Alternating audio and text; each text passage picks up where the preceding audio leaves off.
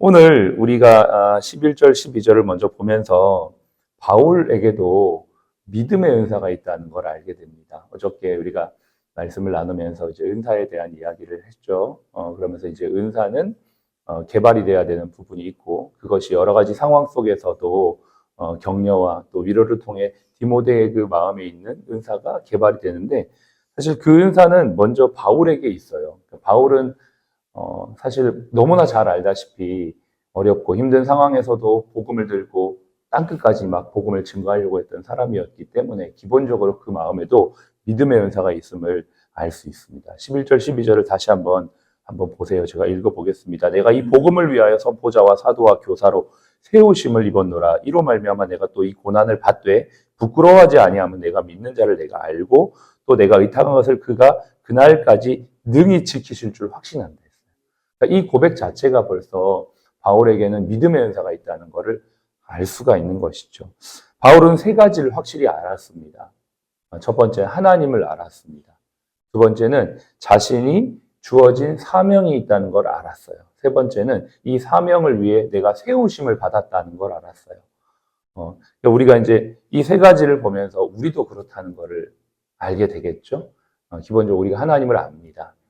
우리는 계속 하나님을 알고 알아가야 되죠. 이건 뭐 주님 앞에 가는 그날까지 계속 돼야 되는 건데 하나님을 아는 사람이 나에게 주어진 사명이 무엇인지를 알고 또 이것을 확장하고 깊이 있게 하는 것. 그리고 이 사명이 내게로부터 온 사명이 아니라 하나님으로부터 세워짐을 받은 사명이라는 걸 아는 것이죠.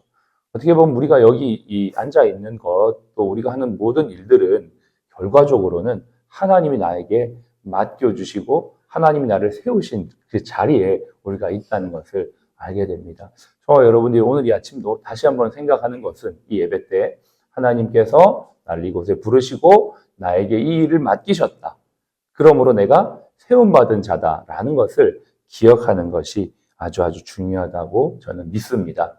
예배를 드릴 때마다 우리가 확인하는 건 바로 이 사실을 기억하는 거죠. 왜 이게 중요하냐면 삶을 살다 보면 이게 흔들릴 때가 있단 말이에요. 한 번도 흔들리지 않고 가면 참 좋겠지만 그렇지 않습니다. 우리가 이 일을 하다 보면 여러 가지 어렵고 힘든 일들, 또 고난과 환난 속에서도 디모데도 그 낙심과 두려움 상황 속에서도 흔들리고 있었잖아요. 그때 바울이 그를 붙잡아 줬던 것처럼 우리가 어떤 일을 감당하면서도 흔들릴 때가 있고 방향을 잃어버릴 때가 있습니다. 그래서 이러한 상황에서 우리는 내가 여기에서 무엇을 하는가? 또 나는 누구인가? 심지어 이러한 어떤 생각들을 하게 되는 거죠. 아까 우리가 찬양을 하면서도 내게 허락하신 시련을 통해 내가 더 믿음이 견고해져 간다라고 고백을 했는데 시련이라는 것이 처음에는 그냥 단순하게 오죠. 어떤 뭐 육체적인 어려움, 핍박 이런 걸로 오는데 나중에는 시련이 한 번에 막 복합적인 걸로 옵니다. 욥기를 보더라도 욥이 세 가지의 시련이 한 번에 오거든요. 먼저는 이제 자신의 소유가 다 없어지고 두 번째는 자신의 가족들이 자기를 이렇게 다 잃어버리고 와이프는 자신을 비난하고 세 번째는 자신의 몸에 시련이 옵니다. 그러니까 세 가지의 시련이 한 번에 오니까 이 웬만한 믿음의 사람이라도 이걸 정말 이겨내기가 너무 쉽지가 않은 거죠. 사실 우리가 신앙생활 하다 보면 시련이라는 것이 단순히 뭐 예전에 막 교회 못 나가게 하고 이런 정도의 핍박이 아니고 막 복합적으로 다양한 형태로 이게 한 번에 이게 섞여서 올 때는 굉장히 힘들어지고 흔들리게 된다라는 것을 우리는 성경을 통해 알 수 있고 우리의 삶을 통해서도 알 수가 있습니다. 그러면 우리에게는 무엇이 필요할까요? 저는 세 가지 정도 먼저 좀 나누고 싶어요. 첫 번째는 시선의 고정이 늘 필요합니다. 다시 말해서 눈에 보이는 현실과 상황은 보이지 않는 하나님의 주권 안에 있다는 것을 기억해야만 하는 것이죠. 시선 고정입니다. 시선 고정. 사람의 마음에는 많은 계획이 있어도 오직 하나님 여호와의 뜻만이 서리라. 하나님의 뜻이 우리의 삶에 있고 그 뜻이 우리의 삶에 이루어진다라는 것입니다. 우리가 눈에 보이는 리더나 조직, 상황은 하나의 형태일 뿐 그 배후에서 역사하시고 섭리하시는 분이 하나님이다라는 것을 기억하면서 우리는 그 하나님께 시선을 고정해야만 합니다. 상황이 달라지고 환경이 달라지면 우리가 불안해하고 또 막연한 어떤 걱정에 휩싸이게 되는데 그럼에도 불구하고 상황에 시선을 고정하는 게 아니고 하나님을 바라보는 거죠. 시선이란 찬양의 고백이 어떻습니까? 내게로부터 눈을 들어 주를 보기 시작할 때 이렇게 고백하죠. 오늘도 우리는 이 아침에 하나님을 보는 것입니다. 상황을 보는 것을 넘어 하나님, 그 상황을 넘어 뒤에서 역사하시고 지금까지 우리 인도하신 하나님 그분을 보는 저와 여러분 되기를 바랍니다. 모든 상황 속에서 주를 바라볼지라 내 영혼이 확정되고 확정되었사오니 무엇입니까? 하나님께 시선을 고정하는 것, 그게 바로 내가 세움 입었다는 것을 확인하는 첫 번째 단계이고요. 두 번째는 이거는 좀 단순한 건데 리마인드 루틴입니다. 루틴을 그냥 계속 하는 거예요. 네. 그러니까 우리가 어떤 삶을 꾸준히 살 수 있는 아주 중요한 것이 뭐냐면 우리 삶에 그냥 습관을 만들어 놓는 것입니다. 습관이 되면 거의 흔들림 없이 그 삶이 유지가 되는 걸 보죠. 그러니까 내가 스스로가 그걸 만들어 놓는 겁니다. 아침에 와서 예배드리고 또 뭐 낮에는 뭐 기도 시간을 만들고 자기 전에는 감사 노트를 쓰고 또 이 시간에 운동을 하고 그 리마인드 루틴이 우리의 삶에 딱 되어 있을 때 그 삶 자체가 우리를 평탄하게 이끌어가는 걸 볼 수 있습니다. 굉장히 중요한 원리입니다. 그래서 여러분 우리가 삶에 굴곡이 있고 흔들림이 있다 그러면 내가 어느 정도의 루틴을 딱 세팅을 해놓으면 웬만해서는 흔들리지 않는 걸 볼 수가 있습니다. 그것이 우리가 하나님으로부터 세움받고 위임받은 일들을 가능하게 하는 힘이 되는 것이고요. 세 번째는 닫힌 문이 열린 문이 될 수 있다는 것을 기억해야 합니다. 예를 들어서 관계에 문제가 생겼어요.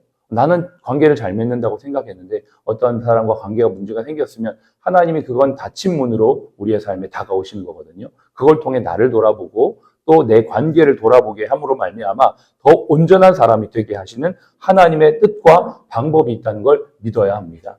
사도 바울이 계획을 했습니다. 어디로요? 아시아로 가려고 계획했어요. 그런데 성령이 그걸 막으셨죠. 내 생각과 내 뜻과는 다르게 하나님은 바울을 마게도냐로 인도하십니다. 그게 하나님의 열린 문이 되는 것이죠. 우리의 삶에는 때로는 순탄하게 이루어지는 것도 있지만 막힘이 있기도 합니다. 내가 생각하는, 저는 어저께 아이들과의 대화를 통해서 내가 생각하는 자녀 교육이 완전히 틀릴 수 있겠다라는 생각을 하게 되었어요. 이제 둘째 아이가 좀 크고 중학생이 되고 하니까 자신의 생각들을 잘 정리해서 얘기하는데 내가 이때까지 생각했고 내가 맞다고 생각했던 거의 한 40년 이상의 시간 속의 생각들이 그 아이와의 대화 속에서 내가 틀릴 수 있구나라는 생각을 했습니다. 그런데 저는 그 순간은 충격이었지만 사실은 생각을 계속하면서 또 기도하는 중에 내가 잘못된 생각을 가질 수 있겠다. 그리고 오히려 나의 생각을 확장시키고 또 하나님께서 그 아이를 향한 그 계획이 있다는 걸 더 인정하고 의지하게 되면서 제 생각의 확장들이 일어나는 걸 보았거든요. 그럴 수 있겠다. 그러니까 관계 속에서의 어떤 닫힌 문, 상황 속에서의 어떤 어려운 상황, 그것이 또 다른 하나님의 길을 열 수 있고 결국 우리를 세우신 그 일을 더욱더 견고하게 하는 하나님의 뜻이다라는 것. 바울도 마케도니아와 갔지만 더 하나님의 그 부르심의 사역을 확장력 있게 했던 것처럼 그것이 하나님의 닫힌 문이 열린 문이 될 수 있다는 걸 우리가 기억하면 좋겠다라고 생각합니다. 우리가 바로 이렇게 세움받은 사람으로서 이 세 가지 시선의 고정 그리고 리마인드 루틴 닫힌 문이 열린 문이 될 수 있다는 것을 기억하며 나아가는 것. 그런데요, 세움을 받은 우리가 더 잘 세워지기 위해서는 주변의 상황과 환경의 어떤 것들도 굉장히 중요한 것을 알 수가 있습니다. 무슨 말이냐? 바로 우리가 세움받았다는 건 결국 위임을 받았다는 것과 다름 아닙니다. 위임을 받았다는 것은 바로 위임을 했다는 것이고 위임을 했다는 건 위임을 한 사람이 있다는 것입니다. 위임은 그럼 어떻게 해야 될까요? 그 위임의 모델은 예수 그리스도이십니다. 예수 그리스도를 생각해 보면 제자들을 먼저 택하시고 부르시죠. 부르신 다음에 그들과 함께 훈련하면서 교제하면서 그들에게 제자로서의 사명을 감당할 수 있도록 양육해 주십니다. 그리고 마지막에는 그들에게 믿고 맡기면서 전도할 수 있게끔 사역할 수 있게끔 보내주신 다음에 피드백을 받습니다. 그리고 잘못된 것들을 다 고쳐주시고 함께 하시고 또 그들이 정말 파송을 받아서도 성령을 보내주셔가지고 성령이 그 모든 일들을 할 수 있도록 끝까지 이렇게 돌보아 주시는 예수 그리스도가 우리가 바라보는 모델이시고 위임의 최고의 어떤 그 모델이시죠. 그런 것처럼 우리도 어떤 사람들을 세우고 그 사람이 그 일을 잘할 수 있도록 위임하는 과정이 필요한데 위임은 어떻게 해야 되는가? 오늘 이 본문의 말씀을 통해서 우리가 좀 생각을 해볼 수가 있습니다. 13절, 14절인데요. 13절, 14절 제가 읽겠습니다. 너는 그리스도 예수 안에 있는 믿음과 사랑으로서 내게 들은 바 바른 말을 본받아 지키고 우리 안에 거하시는 성령으로 말미암아 내게 부탁한 아름다운 것을 지키라. 이렇게 말합니다.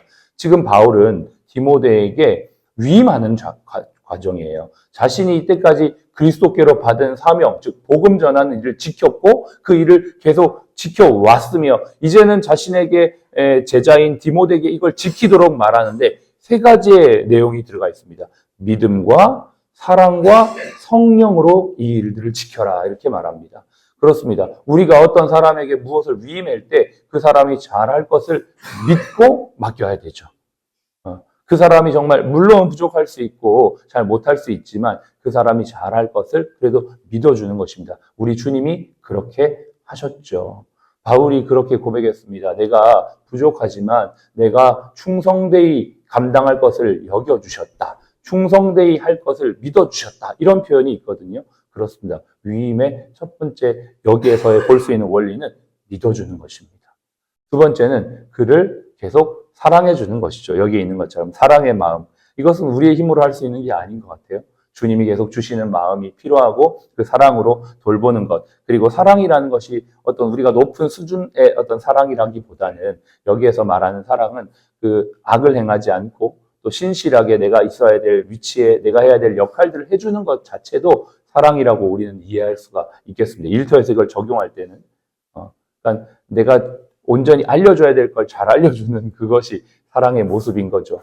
그래서 믿어주고 알려줘야 될 것들을 성실히 알려주는 이 사랑의 과정, 그리고 성령 안에서 성령이라는 거 바로 기도와 하나님의 도우심으로 이 사람이 잘 세워지도록 주님께 맡기는 것이죠. 이게 이제 그리스도의 리더십 안에서의 위임의 모습인 것입니다. 믿어주고 사랑해주고 기도해주는 이 과정을 통해서 우리가 이 사람들을 잘 위임으로 세워줄 수 있다는 걸 알 수가 있는 것이죠. 내가 세움받기 위해서는 위임이 또한 잘 돼야 됩니다. 내가 어떤 임명을 받았는데 그 사람 잘하도록 그냥 두는 게 아니고 그 사람이 세움받은 그 자리에서 잘할 수 있도록 길러주고 도와주는 것까지 이렇게 우리가 성경을 통해서 알 수가 있는 것이죠. 마지막으로 바울이 리더였지만 그에게도 필요했던 게 있었던 것 같아요. 16절을 보시면 이런 표현이 나와요. 원하건대 주께서 오네시보로의 집에 긍휼을 베풀어 주십시오라고 이렇게 기도를 하고 있어요. 왜냐? 그는 자주 나를 무엇했냐면 격려해 주었다 이렇게 말하고 있습니다. 저는 이것을 보면서 바울이 정말 격려하는 사람이었고 또 사람들을 키워주는 사람이었지만 그에게도 참 격려가 필요하다는 것을 알 수가 있습니다. 앞절에 보면 그 15절에 좀 안타까운 이야기가 나오죠. 아시아에 있는 모든 사람이 나를 버린 일을 네가 안다 이랬어요. 그러니까 바울 곁에 지금 없는 거예요. 리더십 옆에 누가 이렇게 같이 있어주고 도와주고 동력해줘야 되는데 아무도 없고 다 떠나갔나 봐요. 그런 상황을 지금 디모데가 알고 있었고 그 일에 대해서 그래도 오네시보로라고 하는 사람은 바울 곁에서 격려해주고 도와줬던 역할을 감당했던 거죠.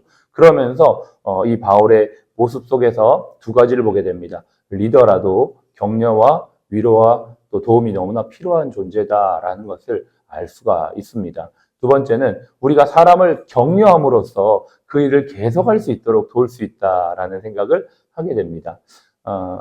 제가 설교하기 전에 전사님 또 우리 남과장님 얘기를 좀 했지만 사실 격려하고 싶은 마음이 있습니다. 늘 애써 주시고 또 수고해 주시고 또 함께 해 주신 것에 대한 감사한 마음이 있고 또 기도를 하면서 오늘 우리가 이제 사회자께서 나라 민족을 위해서 또 총무과 재무과를 위해서 기도를 하는데 우리가 계속적으로 이들을 위해서 기도할 뿐만 아니라 또 세워진 리더십들을 위해서 우리 국원장님과 또 운영원장님과 또 박 대표님과 또 각 부서의 리더십들을 위해서 계속 기도해야겠다라는 또 생각을 다시 한번 하게 되었습니다.